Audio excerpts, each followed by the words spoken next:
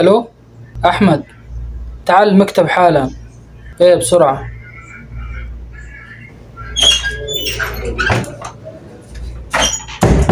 هلا مدير، اتصلت علي بسرعة وحالا. ايه ناديتك بسرعة وحالا. ايش في احمد؟ هذه الفترة مرة شايف مستواك مرة متدني، ووضعك مو عاجبني. ايش فيك؟ تكلم، انا اخوك. ايه والله مدير، نفسيتي تعبانة، ابغى اسافر اشوف اهلي واغير نفسيتي وارجع ان شاء الله. ما لك الا ما يطيب نفسك.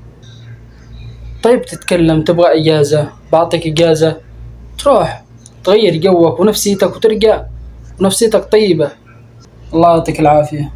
انا عارف من يوم دخلت واشتغلت معك وحبيت تعاملك الطيب والنبيل، واتمنى كل المدراء واصحاب المشاريع الصغيرة والكبيرة يكونوا نفس تعاملك مع موظفينك.